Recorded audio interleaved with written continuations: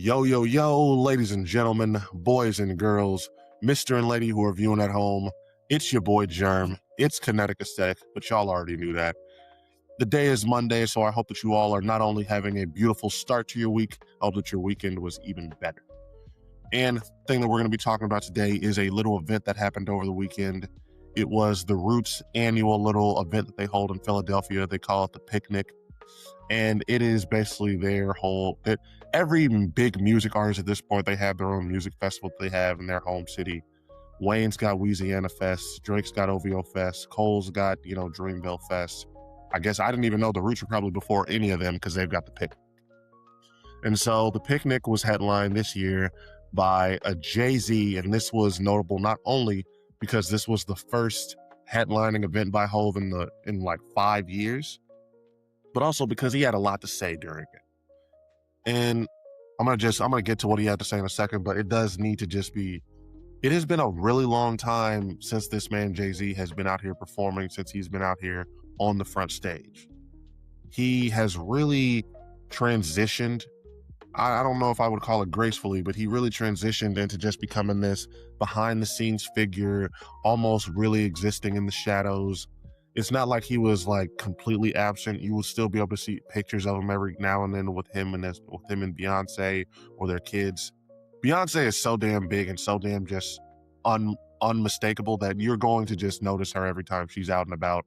So he just sort of gets seen because of that. But he really hasn't been doing interviews. He really hasn't been out there, trying to have his opinion or what he thinks be like heard prior to this year. A lot of that could be because he's got his whole re-release of Reasonable Doubt and stuff like that. He's re-releasing some old music and old singles. Some of it might just be because he senses a change in the landscape or how the whole industry is going. Who knows? But either way, first time in 5 years we were able to see a Jay-Z performance, and I watched a little bit of the set. It was nice. It was mainly a greatest hits collection. He was doing all his biggest stuff.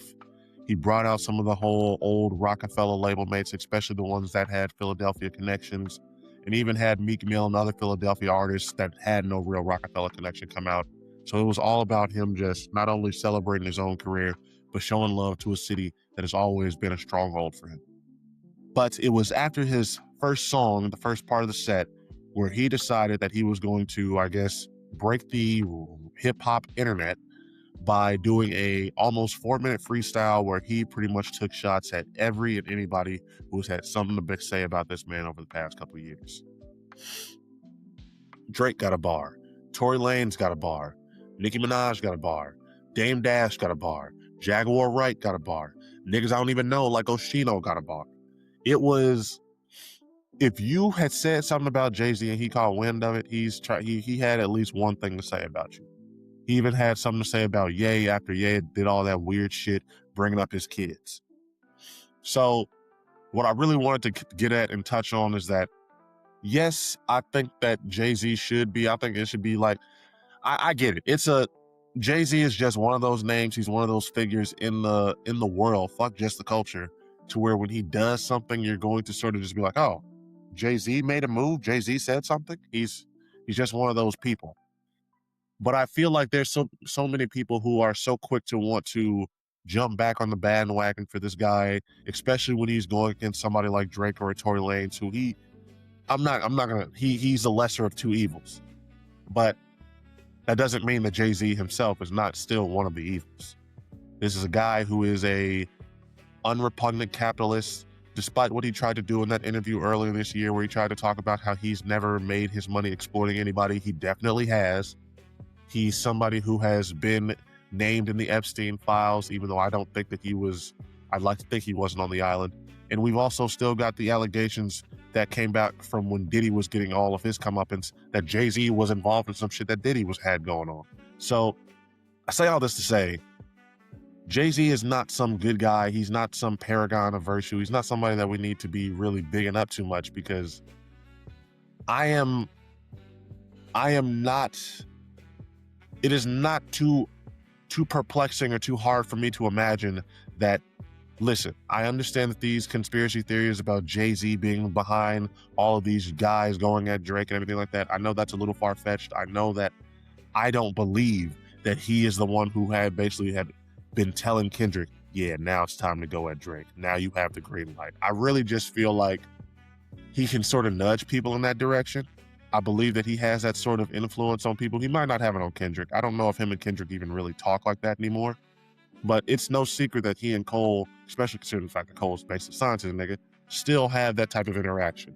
That's why when you heard somebody like Drake coming out on the album talking about how you letting other motherfuckers sort of get in your ear and you have to go to Hov for a second opinion and things like that, that's because, especially in somebody like Drake's eyes, because he's a insecure motherfucker who can't imagine somebody just not fucking with him or just going against the grain when it comes to him, he's probably able to only see it as everybody's being propped up by Jay-Z.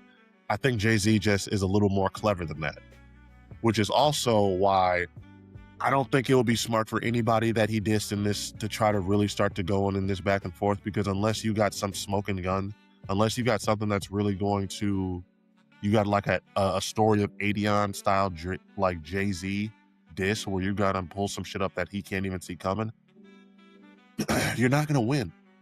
You're not going to win in this court of public opinion. You're not going to win this battle of narratives. Jay-Z is way too slick for this shit. He's a smooth motherfucker who knows how to always have the court of public opinion on his side. What this whole freestyle and the reaction to it and just the way Jay-Z's been moving this year has shown me more than anything is that he is the Triple H of the rap game. Now, for those of you who don't understand wrestling, I'm gonna have to go on a little bit of a breakdown on as to who Triple H is. Triple H or Hunter Hearst Helmsley or I don't even know this guy's real name, or Paul Levesque. Whatever you want to call him, Triple H is one of the most influential, one of the most legendary figures in the rap game.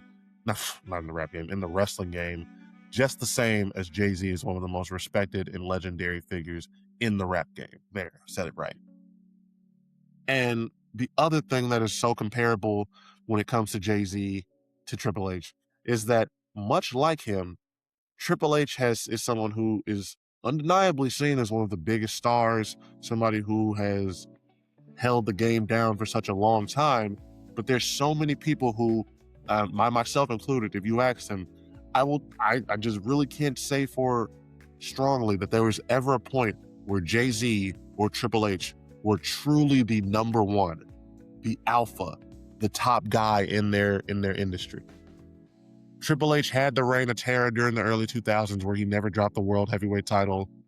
Nigga was holding the fucking title belt for basically years at a time, coming out every week doing the same 20-minute long monologue promo. Just the same as you had Jay-Z, who, as I was growing up, he was a staple. He was just a consistent figure, a factor there.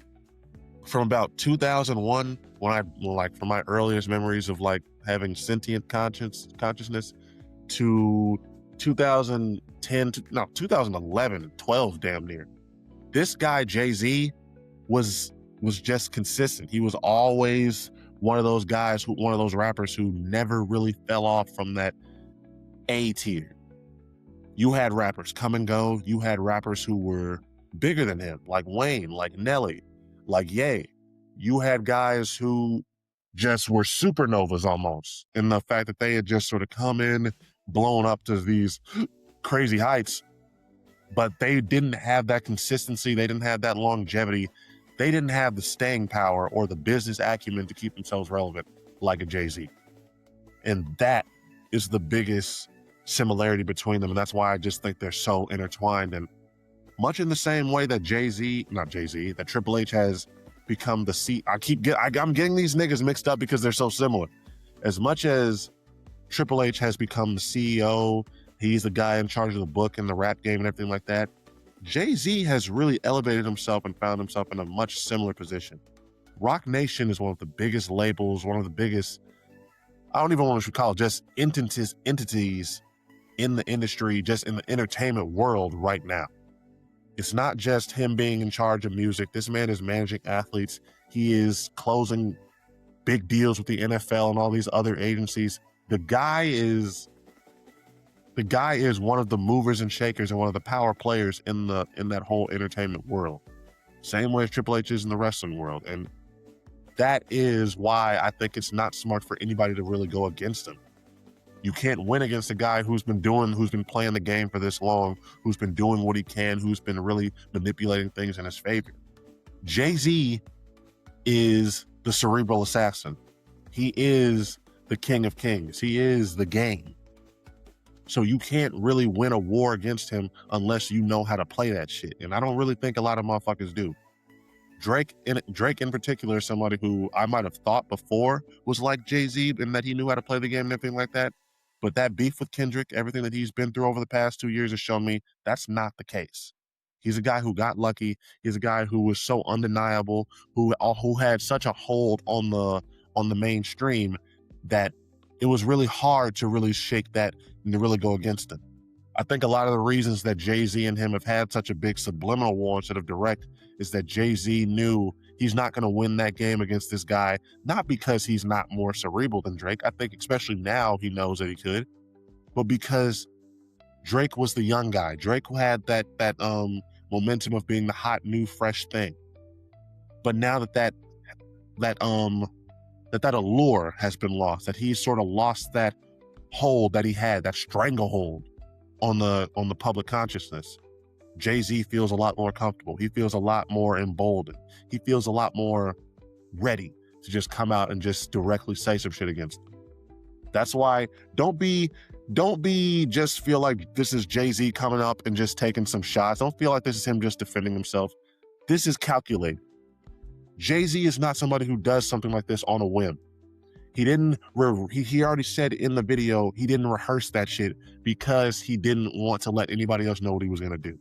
He didn't want to have the Roots having some type of inkling that he was going to do that. He didn't want motherfuckers to potentially have that leaked. He wanted to shock the world. He wanted to have motherfuckers taken aback, and that's what he did.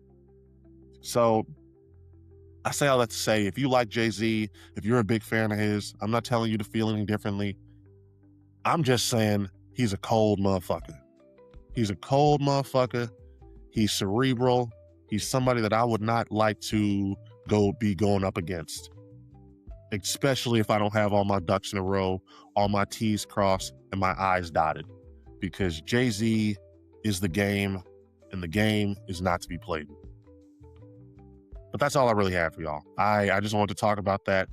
Jay-Z's he's a cold motherfucker. So if you ever find yourself going up against him, may God have mercy on you.